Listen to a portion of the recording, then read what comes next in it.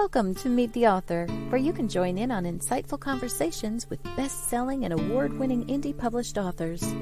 Your hosts today are Rob and Joan, who themselves are indie published authors, book publicists, and paranormal investigators with Tampa Bay Spirits, based in Tampa Bay, Florida.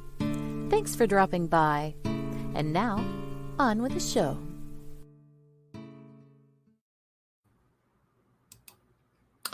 Hi, I'm Rob. And I'm Joan. I'm glad you're here.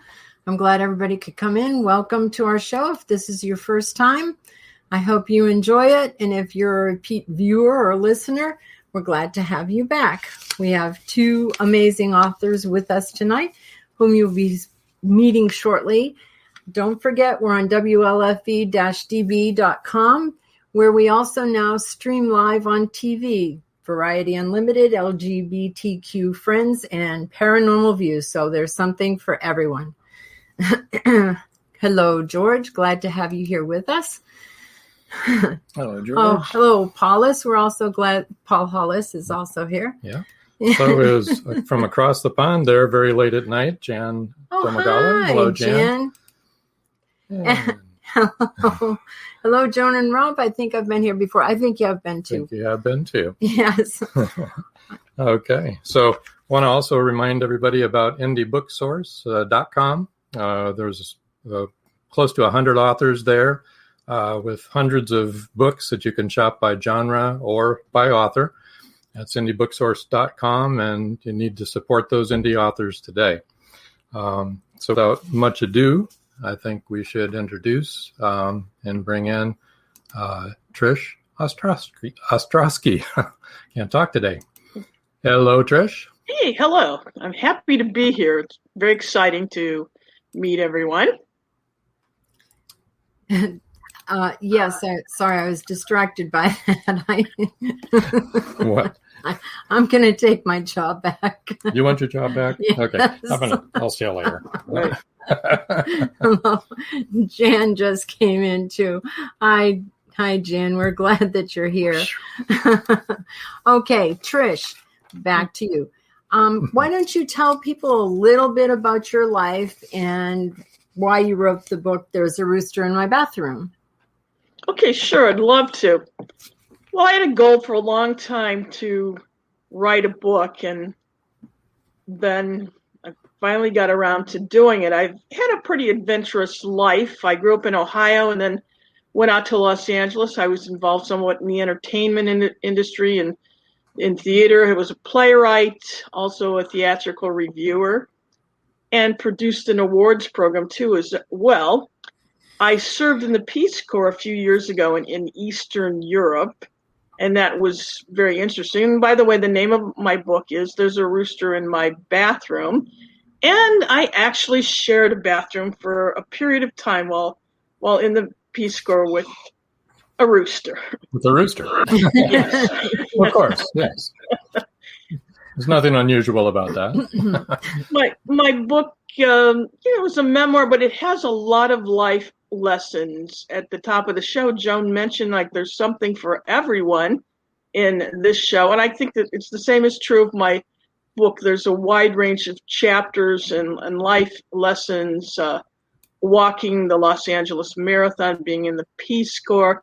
I lost everything in the Northridge earthquake, condo car stuff, so that was a real rebound, but lessons learned. And I have a chapter about the meaning of life, and on book discussion groups, that's been a very popular topic. People discuss what they feel the meaning of life is. Yeah, that is a big topic, isn't it? Whoa, getting some feedback. Sorry about that. By the way, Joanne Urbank said hello to you. Trish said hello. Trish, a different Trish, a Trish Pipkins. Oh, okay. And Jan Domagala said hi to you, and Paul said hi to you, and Jan, as I said hello to everyone.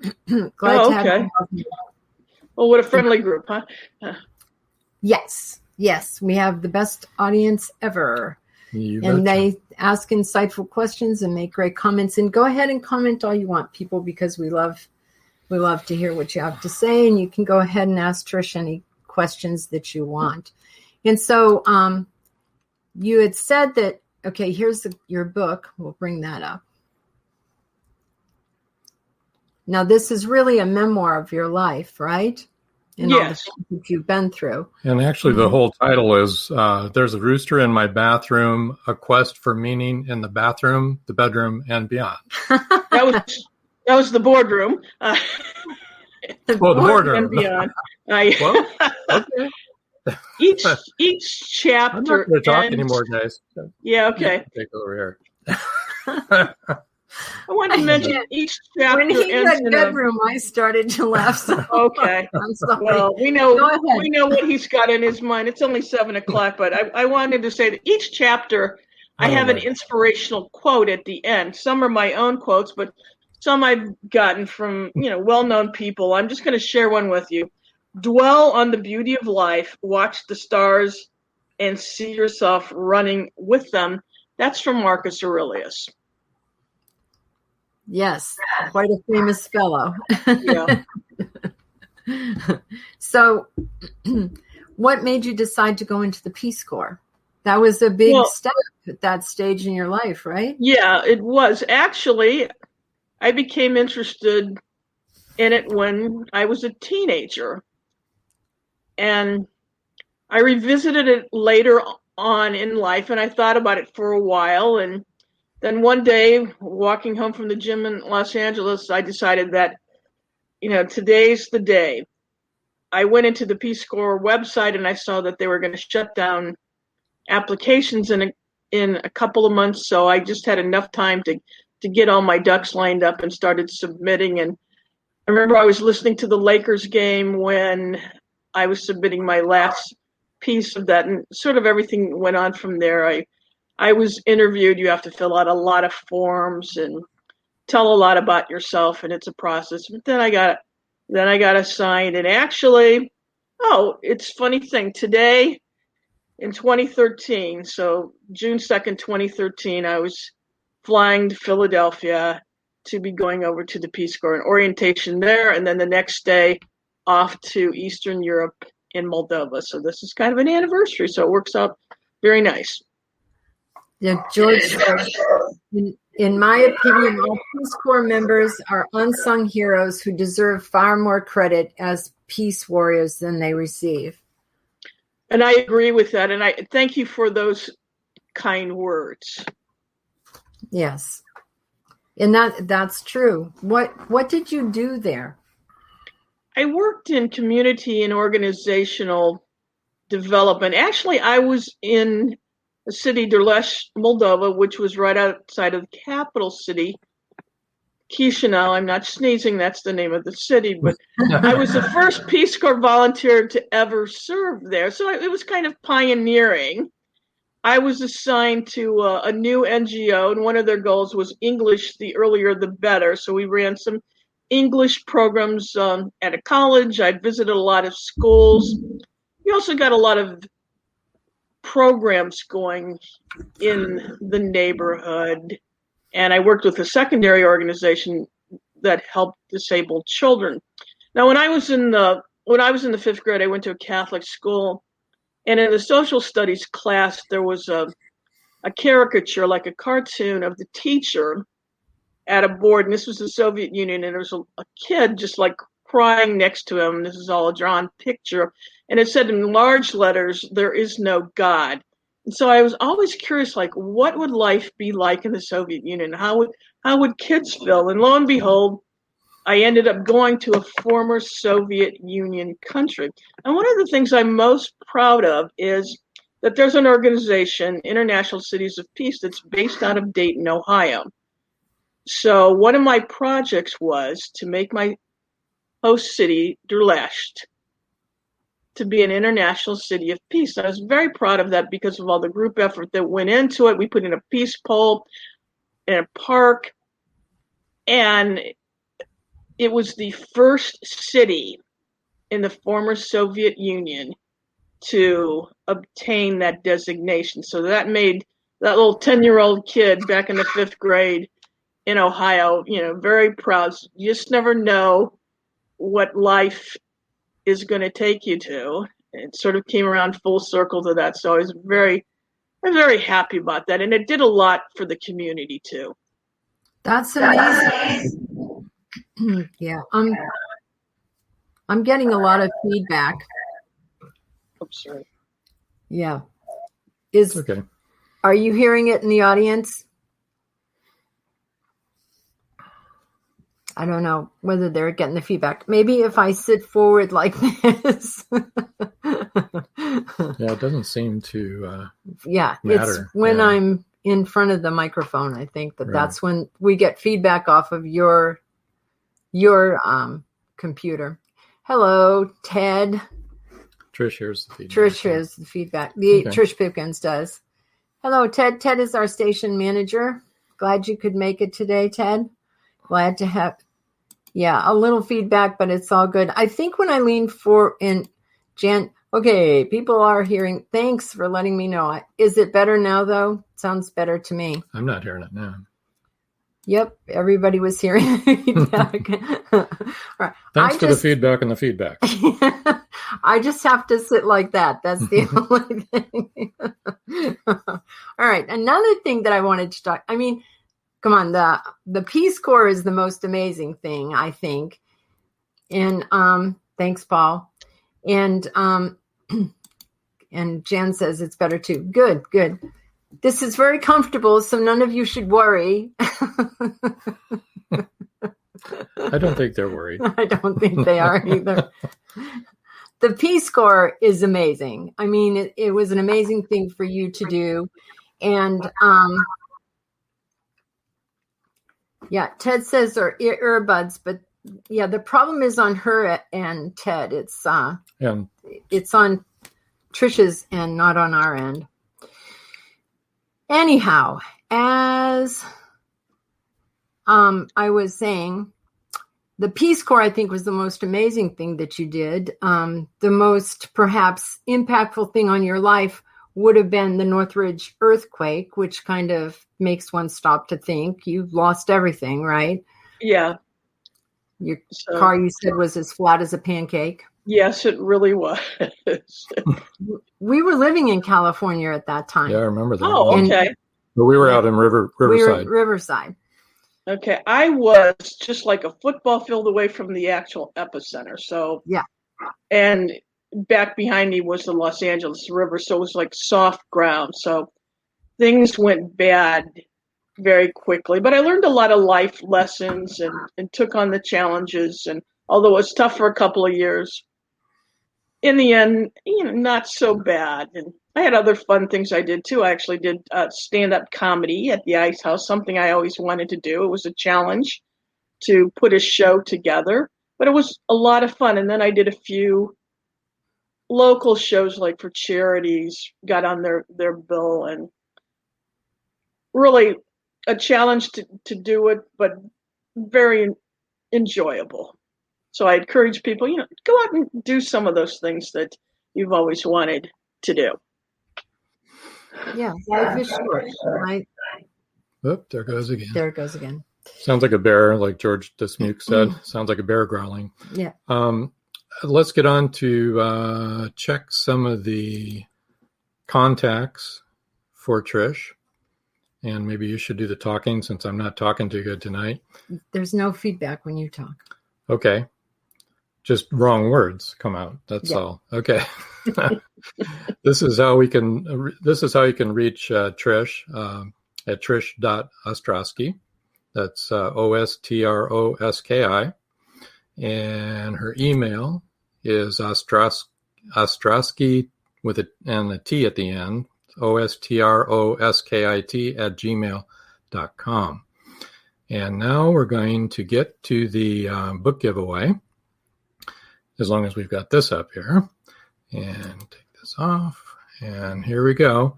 This is the first book giveaway of the evening. And it's going to be the first 3 people to email will win an autographed paperback copy of her book, There's a Rooster in My Bathroom. I'm not going to say the rest of the title. Okay. All right, let me see if I can now do my job. All right. And Trish Pipkin says, funny, wrong words, though. And thanks, Ted. Everything's fine.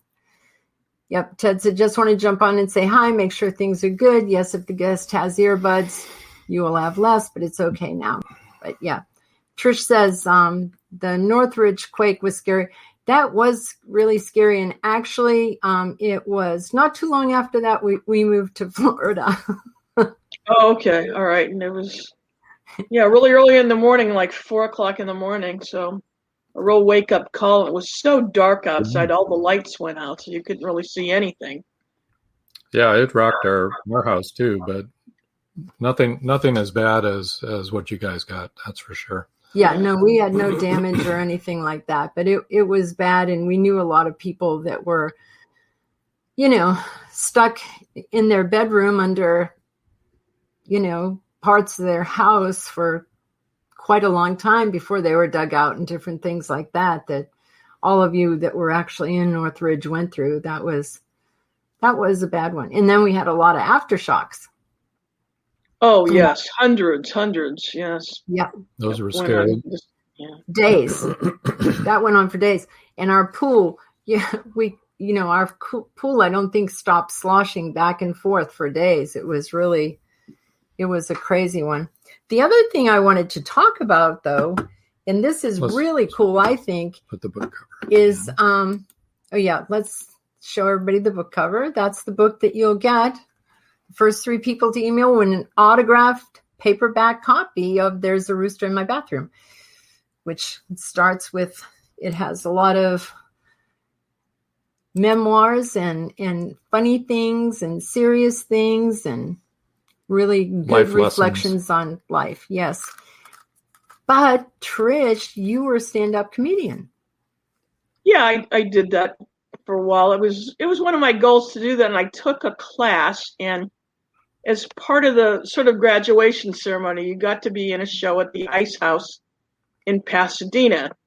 And when I was approaching the Ice House, walking up to it the night I was going to be appearing, it listed people that had been there before, like Robin Williams and Billy Crystal. And then I thought, and now tonight, it's me. I don't think I got my name on the outside, though, but it was kind of inspirational to see those names as you're approaching. And I got a number of friends to come to the show that night, and we had a lot of fun, and there were several other performers as well. So that was a cool experience. Yeah. And I was involved in some other stuff theatrically. I put one of my plays in. It's about a nurse who lost her life in Vietnam. This is staged as a festival. So I discussed that in the book, but then I thought, it's best that I put it in the book so people could read it. And a lot of people have enjoyed that. That's not a usual thing you get in a book. So like I said, it's kind of that there's something for everyone. The chapters are generally short. It's the kind of thing that you could read it for 10 minutes at night, put on the book stand, and before you go to bed, and just read a chapter, and you'll get through it in no time. It's it's conversational. I put in some fun. I mean, kind of judging from the title, there's some fun aspects to my life experiences as well. Yeah, as I told you, we lived in Mexico. The feedback's really bad. It is. Okay. Nope. Huh. Do you have any earbuds? I actually, I just got some. I don't know how to use them, though. I'm sorry. Oh, okay, that's all right. That's all right. We'll get through. It's complicated. Okay. I'm not hearing anything but feedback. Yeah, I know. It's just the rest of us are hearing it. It comes off of your computer because the sound. Never mind. Yeah, but it's we're the ones hearing the feedback. Okay. Now, you also, besides being a playwright, didn't you do some directing of plays? Yes, I had a wonderful chance at a festival to actually direct one of my plays there. So that was another nice experience to be involved with the performers and get your interpretation up. And that happened to be an all women artists festival, so especially nice to be in that. Yeah. And who was with you at the Ice House? Well, the other performers, I don't really remember. I mean, there's some people that were in my class. I do remember that there was one performer that he was 80 years old and people really loved him. Wow. That I don't think I'd want to try stand-up comedy at this stage of my life, to tell you the truth. So that was brave of him. Also, I don't know if I'd go to the Peace Corps at this stage of my life either. So that was brave of you. And you accomplished a lot. And I feel that going as a more mature person, things just worked out better, that I had more to offer. I had more life experience and ideas, and I was treated with great respect. The students were really wonderful, and the people appreciate that you've come all that way and are helping their community. And as I said, I was first Peace Corps volunteer in the city I was in, so they were especially happy to have a volunteer there. That's good. Now, what else have you done besides writing There's a Rooster in My Bathroom? Didn't you co-author some other books? Yes, I had like chapters in a few other books. There's one coming out soon that it's a collection of stories by a variety of authors. I don't have an update on the exact title and when it will be coming out. I know in the next month or two it's going to be out. I'm also a hypnotherapist too. I worked in advertising in Los Angeles, and then, I tell a story about losing my job, but you get the freedom to go on and pursue other things in life. And it's at that time that I took hypnotherapy training, and I work with people and hypnotizing them. But it's wonderful to help people overcome their issues and get to a new level in life. And it's been very rewarding. And I'm doing that here now too. I have a small office nearby. Trish has a comment. She says, I love what you said about going out and doing things. I need to just get out there and do it, even if I don't feel confident. Yeah, well, also from another Trish. So yeah, that's right. So it's what you're saying. There's inspiring. Just do it. Just go out there and do it. And it's often not as complicated as you think, and you'll be happy that you stepped forward and made the effort. I mean, that's kind of what life is all about. Sue Pearson, agree, Trish. Hi, Sue. Welcome to the show. We know you're having surgery tomorrow, so our thoughts are with you. Thanks for dropping in. At least maybe it'll take your mind off of it. So, I think that hypnotherapy is really interesting to me. I've never been hypnotized. I don't know if I'd want to be hypnotized, but I think that I would like to. But it can help you overcome like smoking and, fears of doing things. And right? Can't you do all of those things through hypnotherapy? Yeah, I mean, I've worked with people on all those things you've mentioned, even stage fright. I had a client once who came in, she was 59, and she decided in the session, although she hadn't even thought about this before, that she wanted to put together a play and tell about her family's issues. There's some mental health issues.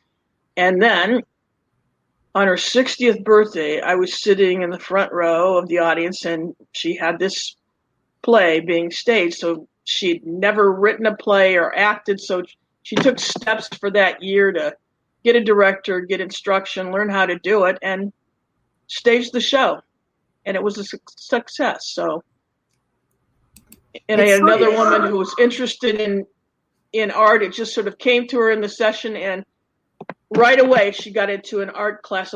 She wanted to paint, and then it was 3 weeks later she had a little showing of her work. But it was something just inside of her that was dying to get out, and the hypnotherapy process helped her release that and made her very happy and feel very creative and was very excited about her life. There was just something missing. Oh, that's really wonderful. You know, it's sort of like meditation, isn't it? Because Yes, if you meditate, it it's can be almost very meditative and relaxing and stress free. I mean, I give the session that people are in a reclining chair, and just sometimes they just don't even want to get out of the chair. It feels so good, but everybody sort of gets that stress reduction and they feel better, and it gets them to a new place in life, how they think. Just a bit of a switch up, and it makes a big difference. The other Trish says, Trish, what are you still wanting to do in life? What are your future goals? Well, very good. Just recently, I started to pitch a movie that's based on a true story about a basketball team. I feel like it's up there with Hoosiers in its content and inspiration, but I'm on ground one. I mean, I'm on a baby step on that right now. I'd like to publish a couple more books, and I'm working on having some information and classes online. I'm still on a baby step on that too, but I think in a few months I'll be getting some information up online, and I'm looking forward to that journey. I like to keep busy and have other goals, because I think it keeps you young and active and involved, and makes a great deal of difference in one's life. Can you share a little bit about what you want to be writing?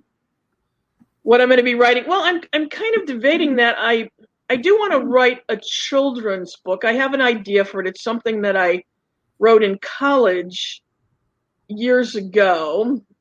My working title on that now is the May Day Freckle Party. Actually, it's sort of about myself. On May Day, I went down because my aunt told me that if you go down and get the dew from the grass, you can put it on your freckles and your freckles will go away. It didn't work, but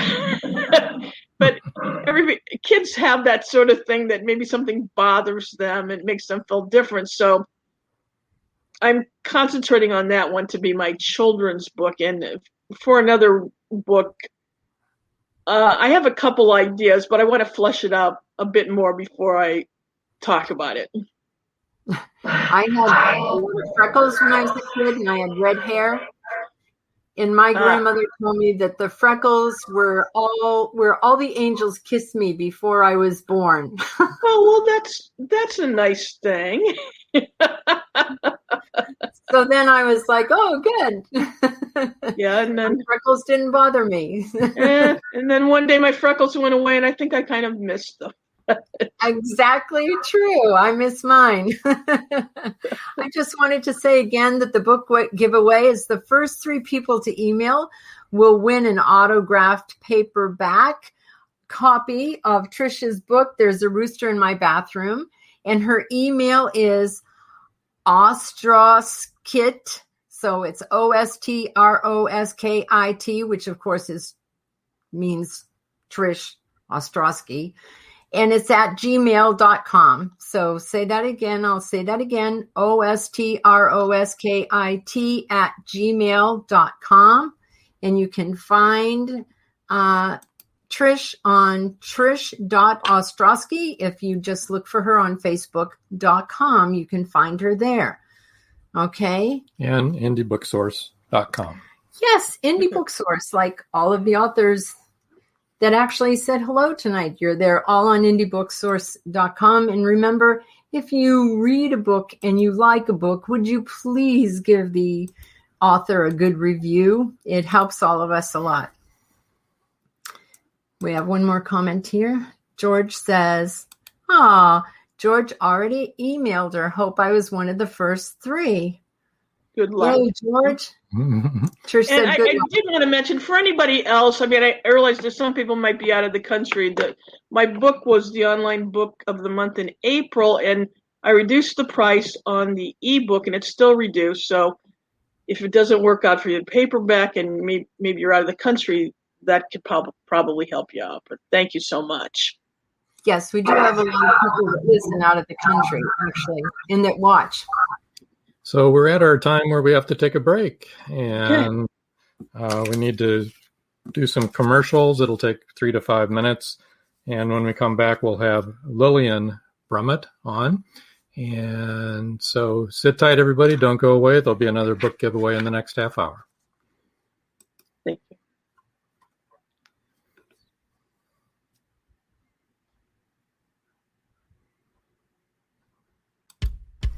At Indie Book Source, you can shop by genre or by author, and you will be buying direct from the author's main purchase link.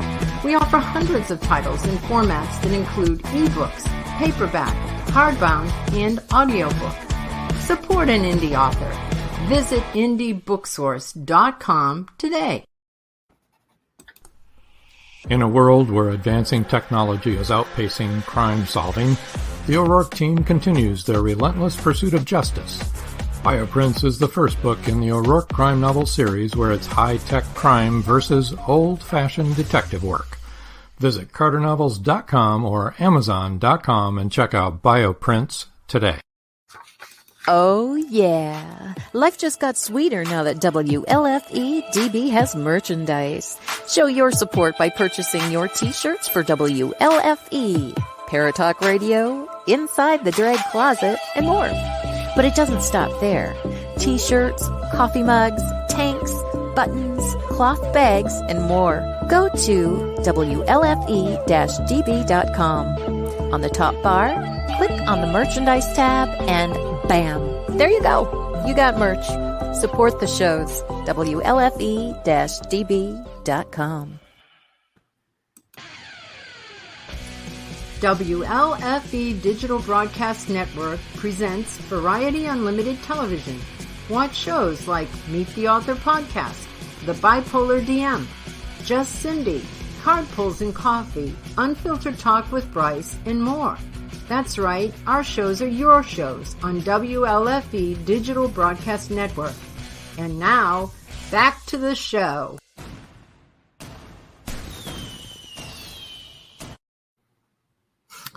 And we're back. Hello, Lillian. Glad to see you.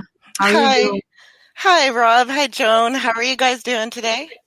We're doing really well. We're glad to have you on the show. We're sorry Dave couldn't be on. Oh, he's working overtime, making the dollars for the family. You know, guy's got to do what he's got to do. Right. That's important. It is. Lillian, could you tell us a little bit about you and Dave? Sure. And the books you write. Sure. Okay. Well, Dave and I met about 30 years ago, a little over 30 years ago in Kelowna. Dave was born and raised in Kelowna, BC, in Canada. And this is in the Okanagan Valley, the famous wine center there of BC. Anyway, so that's where he was born and raised. And the circles that we were in at the time sort of overlapped a little bit. We went to the same places, and so we became connected that way. And he basically chased me down. He would go to places he thought I would be at the times he thought I would be, and he would try to meet me there all the time, you know, just, oops, I just happened to be here when you are. And so he ended up basically chasing me down and convincing me that he was the best man ever, which he is. And we've been together ever since, 30 years later, 30 plus years. So I think that's my greatest success in life is finding such a wonderful relationship. We lived in Kelowna together for about, I think it was 12 years or so. And then I got involved into an accident. It was a 3-car pileup, and I was in the middle. So I lost my career. I lost my business. I lost my sense of self. I gained a lot of pain and a lot of medication, a lot of therapy, and a lot of pills. And it took several years for me to come to some level of having a life again. And we decided at that point that something had to be done. I was having a lot of depression, wasn't really feeling very good about where my life was heading, life itself. I felt really frustrated because I had worked really hard to get myself to the point where I could, you know, I was educated, I was financially stable, I had, you know, and I had done it all on my own, and I had, you know, got my own business, all of that. And so it was a real blow for me to lose that part of myself. And so it left me very floundering, and I was very disappointed that these things could be just wiped from the slate and leave you with nothing afterwards, after all that effort. And I thought, what was the meaning behind of that? Why did I put all that effort into it, And so it gave me a different thinking, a different way of looking at my efforts in life. And I decided that if when I go forward, I wanted to do something that was going to give my life meaning. It was going to give me some purpose, and where I would have the opportunity, at the very least, to try and make a difference out there in the world, a positive difference, by empowering other people. So Dave had always had this passion for writing, and he was also on this path, of thinking. Luckily, it isn't always that way with spouses, that you're on the same path at the same time, but we were. And so we were encouraging each other, and we started taking writing courses, and we'd already run businesses in the past, but we continued with business writing courses in the world of writing. And that led us to where we are now, some 30 years later, with 6 books. Actually, we published 7 books altogether. One is no longer in publication. We have 6 books that are currently available, and we have many, many more works in the future.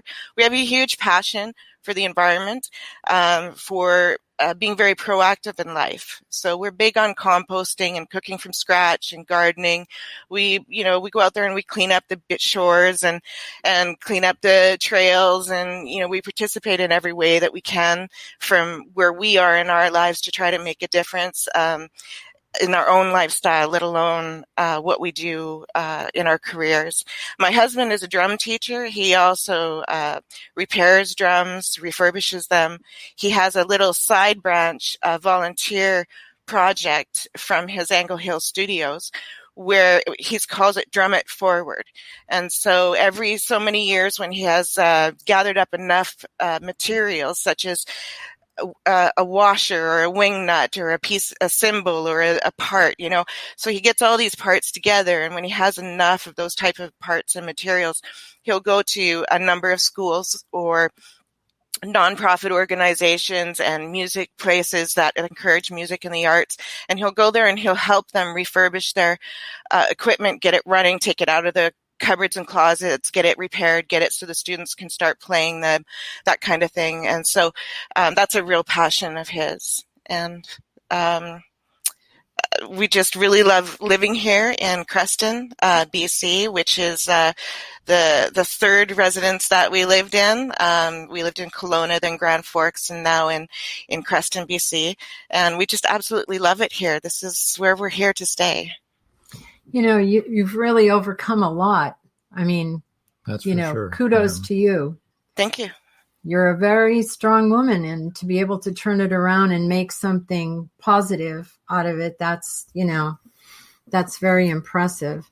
Just on the side, we're hearing some thunder approaching, so hopefully we won't lose any power here. But if we do, then we'll kind of drop back 20 and punt. I don't know what we'll do, but we'll see, right? We're so far so good. So far so good. Yep. But I put up some of your covers here from One Small Garden.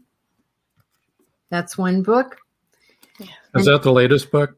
Yes, that is the latest book. That book started 18 years ago or something like that. It was initially just a gathering of our favorite recipes, and it slowly evolved to what it is now. It was about 5 years ago when I realized that this book really needed to be put out as a book, for the public to have. It's been in the revision and the working process for a very long time, refining everything. I really wanted to make that book something special, not just a cookbook. It's a very special cookbook. It's full of nutritious and highly nutritious and delicious foods. So we take advantage of a lot of what they call superfoods, a lot of things that you grow in your own garden or that can be garnered from local suppliers, local farmers, things like that. So we really encourage that. We also encourage, reusing your food so that you have less food waste. So we show people the value of, freezing that half a cup of corn that's left at the end of your meal, because you can add it to this, that, and the other thing, and you can make this delicious meal. And so helping people extend their budgets, reduce their food waste, that was a huge part of it. But dabbled throughout the book as well. I included things like historical information about the food that is in the cookbook. So you learn, where it came from and how it evolved and what family it belongs to, and the nutritional content, and really interesting ancient methods of growing it and things like that. So it's more than just a cookbook. Trish says, Lillian, I absolutely love British Columbia. I live in Florida, but I need to visit there again. Truly a beautiful place. It absolutely is. Yes, we have lots of pictures on our website, on our blog. If people want to go browsing through there, all the pictures that are on the blog are the ones that I've taken myself here locally. So I hope they enjoy those views. They're absolutely stunning. Well, I know that the two of the books that are on your giveaway are Rhythm and Rhyme, and the other one is Towards Understanding. Would you like to tell us a little bit about each of those shows and those books? And then meanwhile, I'll put up the tickers. Okay. Well, the cover from Towards Understanding was actually my mom's favorite picture of me. She said it was so me, being introspective, hanging out by the lake. I was very much a solitary, deep thinker for most of my life, and she just said that was just so me. And my husband liked the idea of putting my name in the sand because, leaving your mark, your footprints, what you leave behind. And that was the reason why I wanted to write that book. It was really scary to write that book, I have to say, because the poetry in it is raw. It's real. It's filled with emotional pieces. It'll take you on the journey of my journey, of a young woman's journey from being on her own at the age of 14, just before I was 14, and evolving into my 20s when I had achieved, as we spoke before, I had gotten my education, I had built up my own business, and then I got into the car accident. So it takes you through that phase of my evolving through the damage that that was a part of me from my past, from the childhood that I had. So when my mom got married 5 times in her lifetime. Her 5th marriage was her happiest. So thankfully she had that. But we moved 13 times before I was 8 years old. So, these kinds of upbringings, right? My mom wasn't terribly nurturing, and she made a lot of poor choices with her boyfriends and husbands. And unfortunately, a few of them were abusive to her kids, including myself. So both my brothers were on their own when they were 16. I was on my own when I was 14.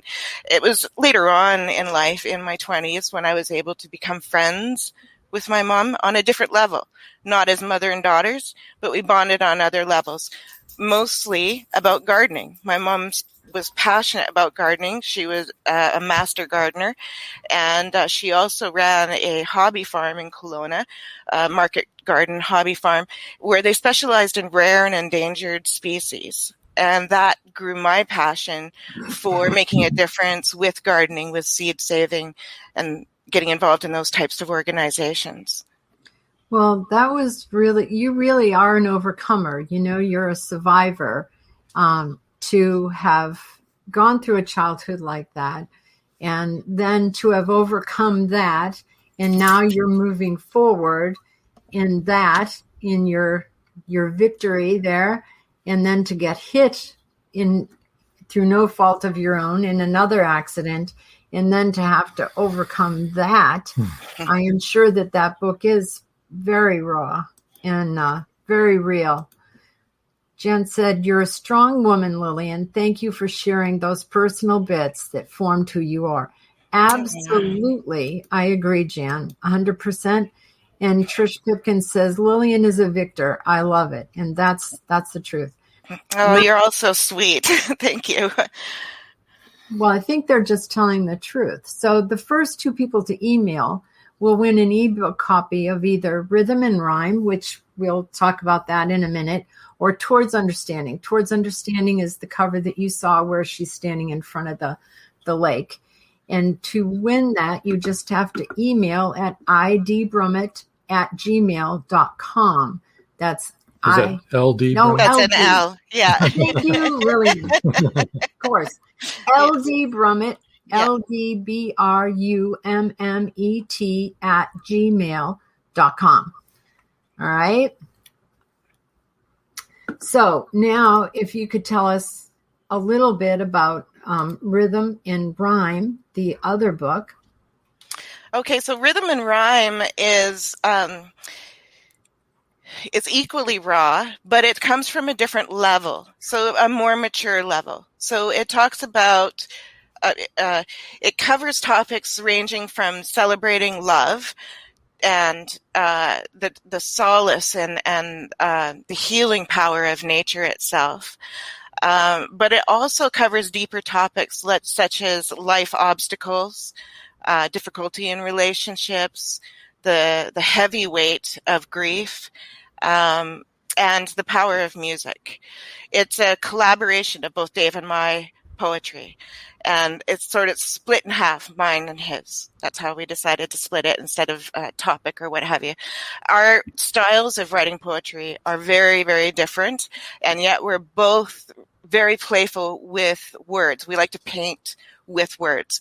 From Dave's end, his talent for writing comes in this genre comes from writing lyrics for music, for songs, for bands that he's been a part of, right? He's a drummer. And in order to, this is an interesting fact. So of all the members in a band, the drummer is usually the least paid in regards to royalties of a song, because if they didn't have any part of the lyrics themselves. Even though they play their own part and maybe their drum part actually formed the song, it doesn't matter. That part doesn't matter when it comes to royalties. So Dave wanted to have a little more part in the ownership of the songs. And so he started writing more lyrics. And that's where he started coming into the flow of poetry. And it was really interesting, man. He would come up with stuff that just blew me away, and he didn't realize how talented he was. And so when we collaborated on this project, he was a little bit resistant because he was coming from the mindset of, I'm just not good enough. Geez, people aren't going to like this. And in fact, his poetry are people's favorite. They often mention that, this poem is my favorite. It's often his from that book. He's phenomenal at writing poetry. All right. George had just said, must be the weather closing in on us, that if you saw, he had also said we're freezing up every once in a while. So just to let you know, the storm actually is here. I don't know if you can hear it in the background. Pretty much on top of us right now, but we usually do pretty good with our power. So we'll just keep motoring on. And I didn't mean to interrupt what you were saying. Should we go through the contact information? Yeah, I want to go through your contact information so people know how to get in touch with you. On Facebook, it's Lillian.Brummet. All right. And at Twitter, it's Twitter @Brummet. And their website is www.brummetmedia.ca. All right, so that people can get in touch with you there. Thank you. Sorry, now I'm losing my voice. This is great. It's been a great night so far. Trish Pipkin says, my husband is also a drummer, and they are truly the backbone of the band. It's a shame they are the least recognized. My husband gave up being in a band. Yeah, it takes a lot of effort to be in a band. A band is a marriage, but you're with, 4 or 5 spouses. So, people have a hard enough time with one spouse, imagine 4 or 5 spouses, and then you have the artistic temperament involved in there. And then, the scenes that they're involved in. It depends on, the type of band they are, but they could be, in some pretty difficult situations. Maybe their audience, or there's a lot of drinking, or you never know what they're their issues are that they're facing in the different scenes that they're involved in with the band. But there's always something that the band has to deal with. And, it can be trying, really trying. And it's very difficult for people to have those types of relationships for a very long time together, as a unit without having, going off on their own here and there and then coming back. That happens often just so they can become more of themselves and then come back refreshed. But it can be very difficult to be a member of the band. At the same time, it can be a lifeblood thing. I mean, my husband, my husband drums all the time. He drums on everything, and he's taking things out of the dishwasher. If he's in the shower, it doesn't matter where he is. He's drumming, he's tapping, and he has his studio, of course, as part of our home and office. And he has a couple of bands that he's a part of. One is a rock band right now, quite active rock, high energy. And then the other one is actually a more lounge act where they have hang drums, congas, various types of percussion, talking drums, that kind of thing are involved in that band setting, and it's very peaceful. Sometimes they gather and they hang out in our gardens, and they do their practices under the tree, or we have this huge pine tree, and so they often gather under the shade of that, and they'll hang out and play there. It's beautiful, that music trickling around the neighborhood. Yeah, I love drum That's awesome. circles. Yeah. I think they can be very healing, and harmonics can be very healing. So that's a good thing, especially drumming. Absolutely. Yeah, we see the change in people all the time when they come to our workshops, family workshops in particular. You can see the dynamics change between the family members, how they bond, the laughter that they end up having. We've had mothers come with their children that are in the rebellious stage, and then they're kind of not wanting to do it, and they're sort of and then they get into it, and then by the end everybody's laughing and giggling, and they can't wait to come back for the next one. And you can really see the change in the dynamics of the group itself, as well as the individual who ends up gaining confidence. They end up become physically better. We have a few people who bring dementia people by to help them with their dementia issues. We've had a few mentally challenged people come with their caretaker. I'm not sure what their actual title is. Their caretaker would come as well with them to make sure that everything went okay, and to have see them just get so much pride and joy. This one lady, she was so cute. She was very shy about drumming, and this mentally challenged lady, and she left the studio. She kept on saying, "I could do it. I'm good at this. And she was all proud of herself, and it just gave us such a thrill to see that change. Drumming is a healing tool, absolutely. Yeah, I know that all kinds of music can be very helpful to some children and adults that are on the autism spectrum also. Mm-hmm. It's very important. Some of them respond really well.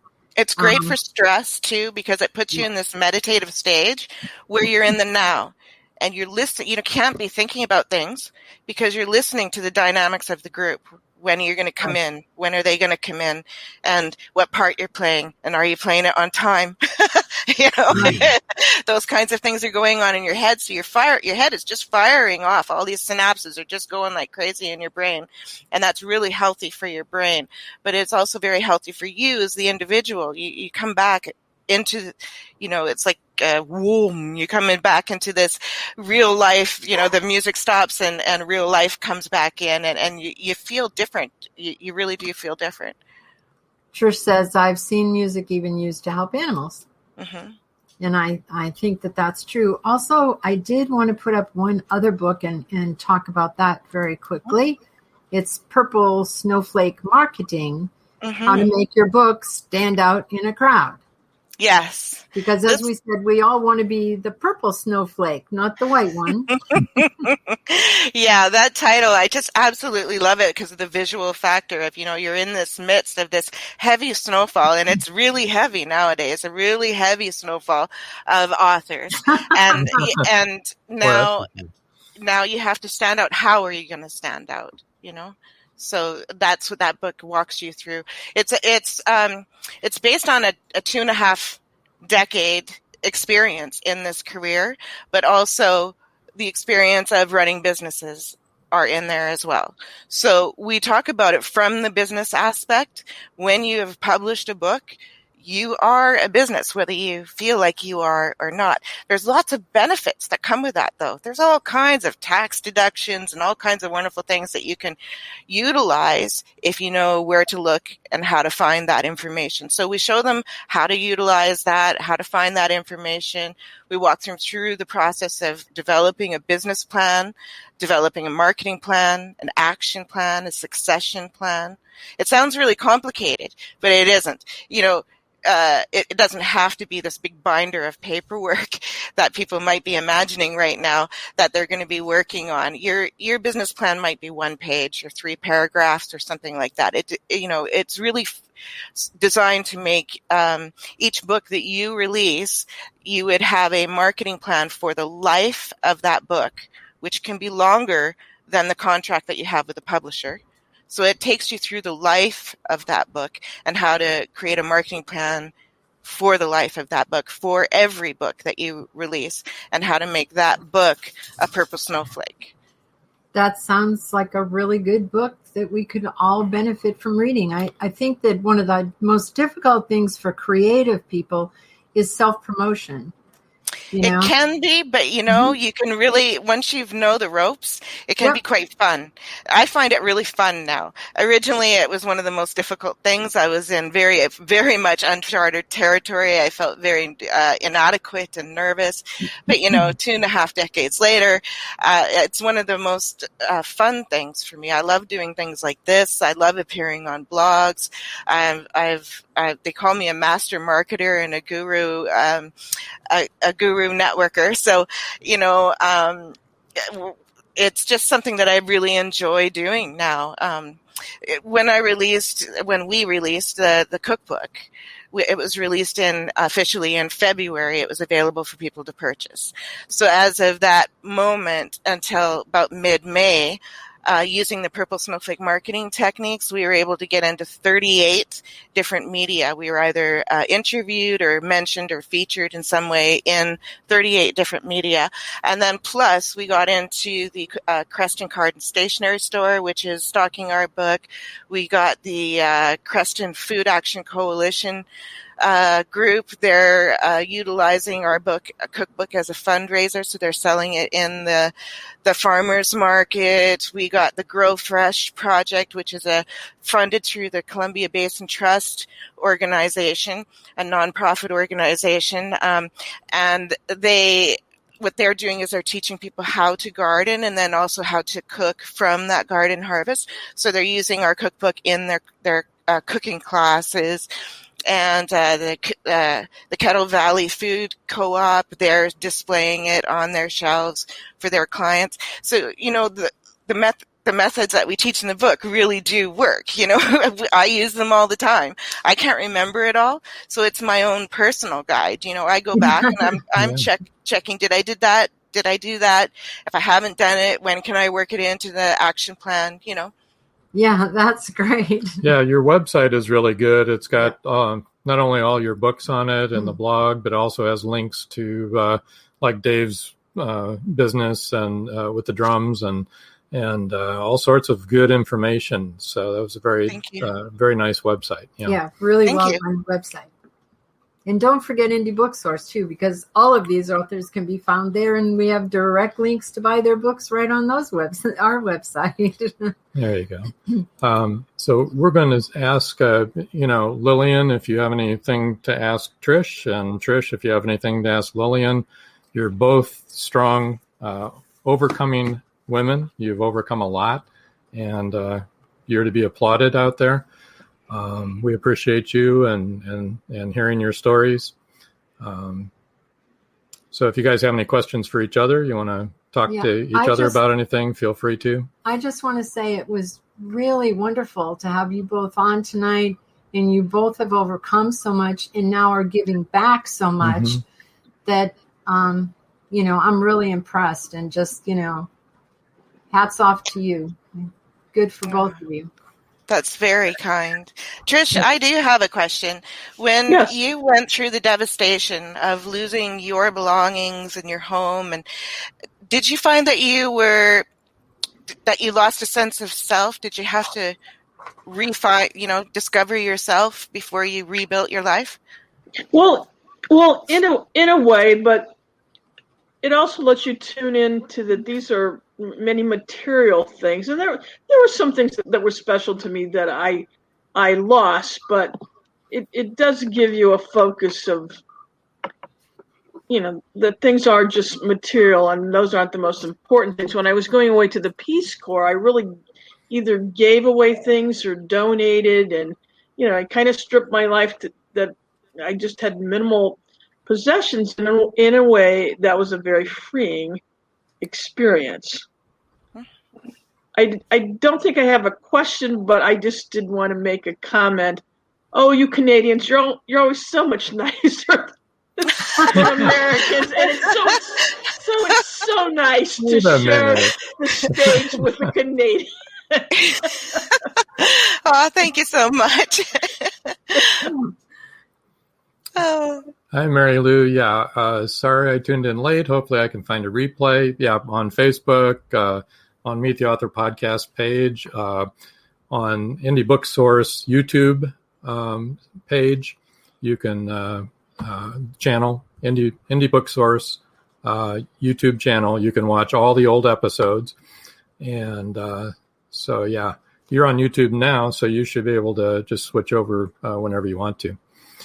And also you can find it on the YouTube channel that you're on. You can then replay it later. And we also publish these just as audio podcasts, and you'll be able to find them on Amazon Prime, on iTunes, on Spotify, just about any that you can think of. Trish, you want to read what Trish said? Trish says, both authors tonight are really inspirational. This has been so encouraging. Thank you both. Amen. And Paul Hollis says, excellent interviews. Thanks so much to Trish and Lillian. Thanks, John and Rob, as always. Thank you, Paul. And, appreciate your... Paul Hollis is the author of the Hollow Man series, and he's led a very fascinating life and has been all over the world also. He's in episode 2. He's in episode 2 if you want to hear his podcast story, because he was an undercover agent, and he helped bring terrorists down. And that's the truth. He was there for the Troubles in England and Ireland, and he was also there for many other the Spanish terrorist problems.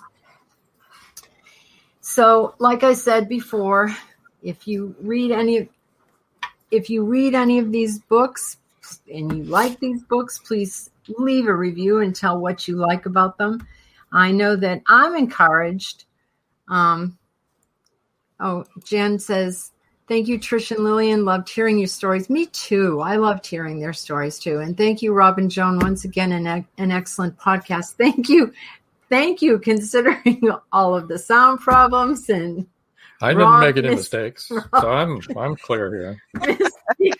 And then I got the giggles because he said bedroom instead of boardroom. That just struck me so very funny. Well, you might want to change the title. I don't know. Maybe. You might sell more books. Trish Pipkin says Paul is very cool, and he is very cool. You got to listen to that podcast. And Jan says, great show tonight as always. Thanks to both authors and to Rob and Joan.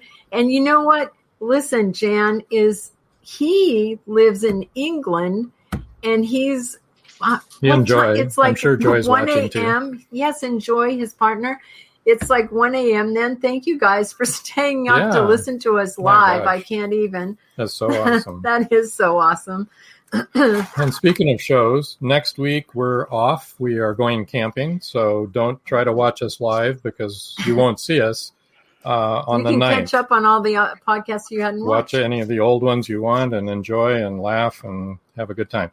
The 16th, episode 14, on the 16th of June, author and publisher Kirsten Hall is going to be on.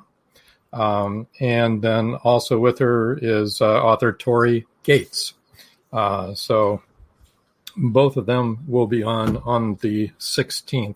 So be here then, and we're going to have more book giveaways, I'm sure. And do you have anything you want to add? Yeah, I just wanted to say again, honestly, both of your stories were so inspirational.